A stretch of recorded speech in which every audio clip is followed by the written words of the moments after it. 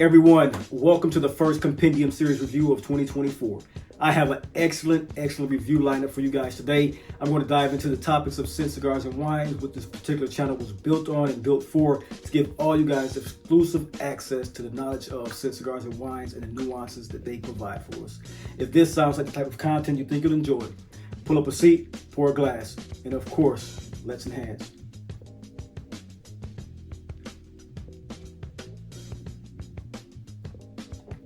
Cheers.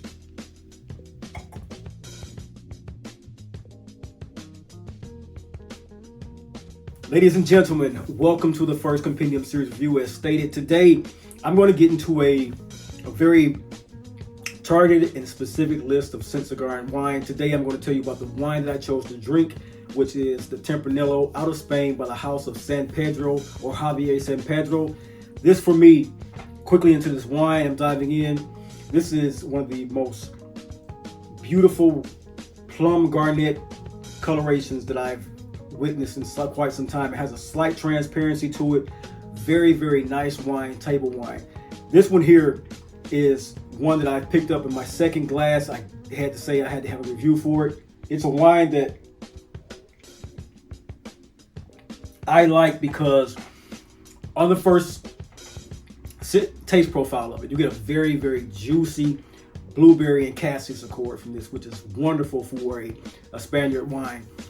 What you then transition to off of that juicy plum is you got, man, it is coming off my tongue so well. You get all of the taste profile of the oak barrels, cacao, and vanilla pod.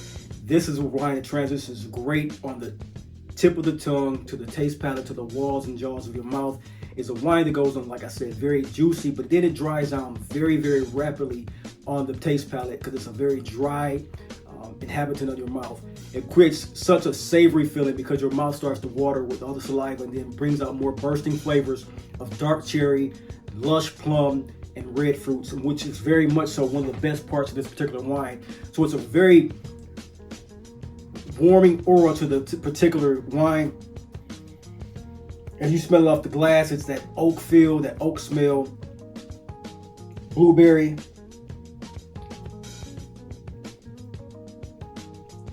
a slight bit of divine earthiness to it. Tannins are rich and just very bold. It's not a sweet wine, it's a very bold, tannic feel, slight acidic, more leaning towards the medium of the tannin feel. But all in all, or acidic feel, I should say. But all in all, this particular 2018 Tempranillo is one of my favorite now for a dinner wine. I'm really much so feeling the wines out of Spain, southern France, and Spain right now, especially for red wines, and Argentina as well. But this one here, I had to bring to your attention. Now I'll grab the bottle really fast. My setup here is a bit different today, but you guys get to access the way that this particular bottle is prevailing. And the camera picks up on that quite well. And then on the back side, it has the story to tell. This is a 2018 vintage. Riojas are some of the best tasting wines, in my honest opinion, when it comes to red wine lovers. I enjoy this particular wine greatly. Like I said, off the top, the tongue washes with a great spicy cassis, a well-ripened blueberry, plum, and then at the tail end of the palate wash, you get this oak feel that comes with the cacao pod and vanilla pod. It's a very rich, flavorful wine that I really enjoy.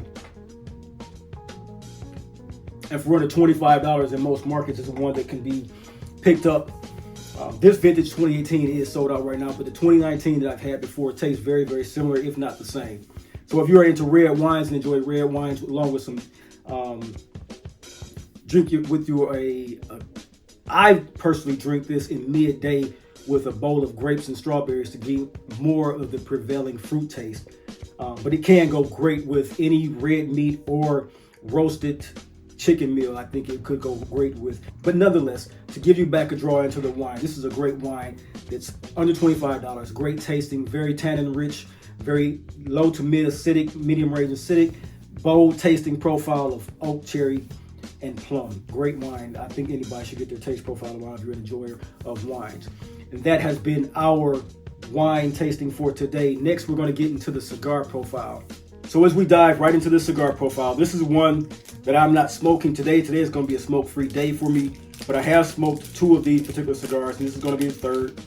And I'll take it out of the cellophane wrap for you. And what you get here is a beautiful 4-inch stick. And don't let the size fool you. This is a very bold, strong cigar that's made by Ozgener Cigar. This is the B50, very ornate band. If you can look and see, you can tell that this is a very well constructed cigar. Nice chocolate cacao wrapper. This is a cigar that I have been enjoying his blends previous to now. This is Ozenger. He came out of the house of CAO. He retired about 10 years ago, or left the business 10 years ago when they were purchased by Genoa Cigar, and then came back into the fold this past, I think, 2 years ago to introduce us to the Bosphorus, which is this cigar here. It comes in several different Vitola sizes. Most are denoted by the name, which is, this is the B50, which is the 4-inch by 50 ring gauge. They make the wrapper on this cigar from an Ecuador Sumatra wrapper, which is one of my favorite wrappers to smoke right now. I'm very much enjoying that along with my Nicaraguans and Dominicans. But something about the Ecuador Sumatras, they're coming more prevalent to me as a taste profile I want to wrap my hand around. It has a very enchanting blend of tobaccos, which to me are greatly just the nuance that comes off the binder along with the filler have made this one of the cigars that has a great taste to it. The binder is one that's built off Ecuadorian Connecticut, and an additional Nicaraguan Jalapa wrapper or binder is wrapped around this. And then the fillers are mostly made up of Nicaraguan fillers from Estelí, Ometepe, and Jalapa. This is a great smoking hour and 50 minute, hour and 35 minute to hour and 50 minute smoke for me. It was a very long smoke for quite a small cigar. It came off nutty, cacao, earthy, sweet, provided a lot of kick for me in the tobacco essence and also the nicotine profile. This is one that, like I said, cacao powder, a nice espresso coffee blend to it with the secondary notations of leather and wood. And if you're a person who works around a lot of wood, you'll pick up on the cedar and oak smell and taste profile from this one a lot. This is what I picked up on. And also, if you are a person that works around or feels a lot of confectionery type of smell profiles coming prevalent to you, this is one you'll pick up on a lot of chocolate for you. It's a great floral, earthy notes in it as well. Has a great pepper that invades it when it comes into the second third of the particular cigar.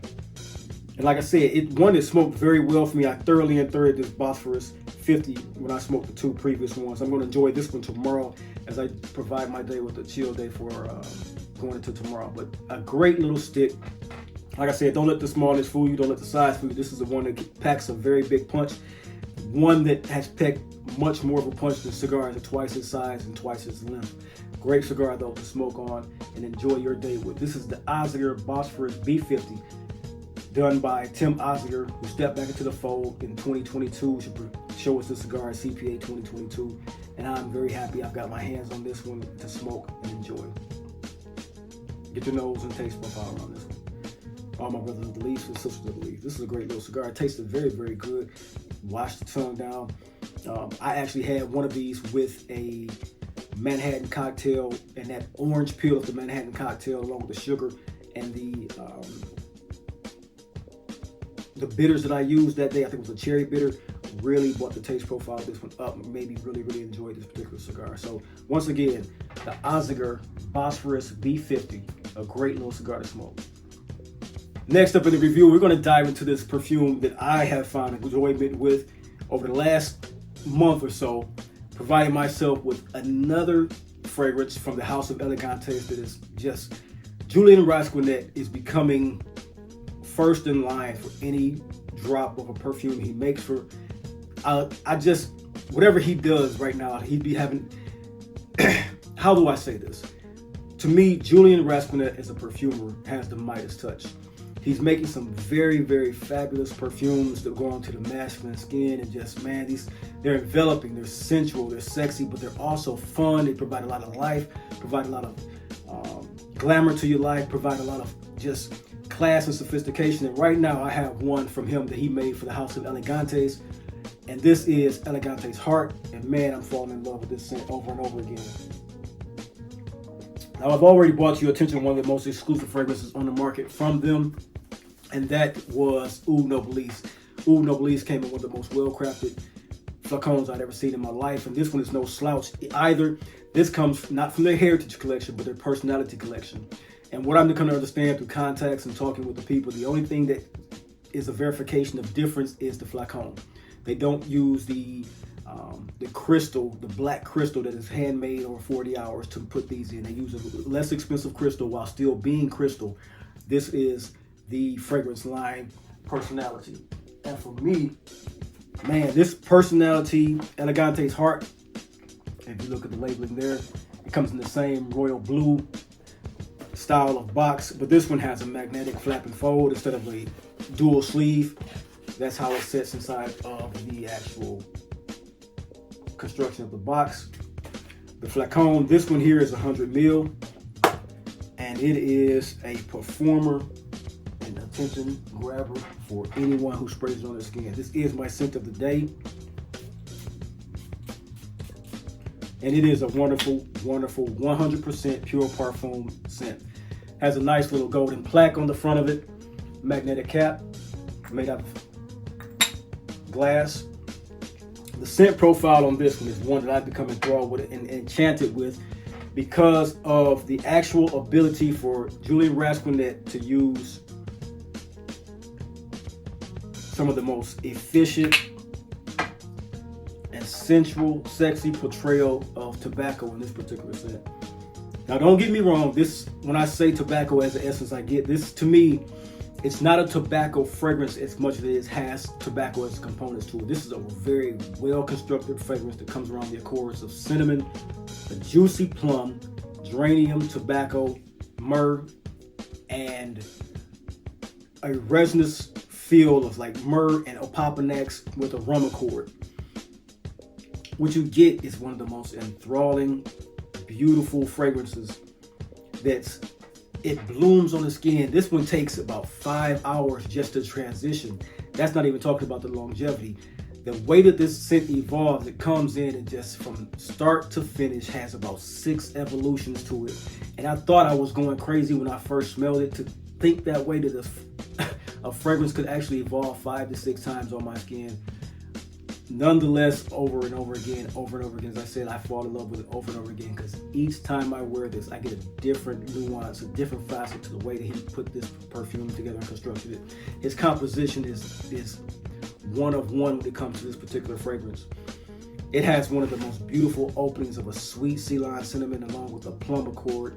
And you know when the plum could be one of those buzzwords, but for this one, if anybody, like everything about this fragrance screams the best of certain fragrances. This has the best plum and cinnamon of plum japonais, the best tobacco of cord of sort of just Herod slash, I can't even say it's Herod because the tobacco was so beautiful. I had to research this one actually because he uses a proprietary tobacco accord that I had never seen before from the Balkans. And I had to actually, I dug in and found out that Robusto, which is a perfume making company, has this as an accord that's so expensive to get from them that many people won't even go and purchase it. So it's an absolute tobacco or tobacco absolute from the Balkans that's made by Robusto. And that right there is impressive right there to see a company go far beyond what they have. It's the first level of purchasing fragrance accords to go out and get one that's so expensive that most people won't even get it. As I said, the shining star in this is not just about the plum and tobacco, though. This one goes into a base of a nice, smooth, suede leather sisters laden with a myrrh and opopanax resonance feel, along with like this crazy transition of boozy rum. But I also get a very well composed honey accord in this particular sense, with this sweet fragrance. I won't even say sweet. Let me take that back. This is a sweetened fragrance with a lot of classy and classic perfume notes. Slightly,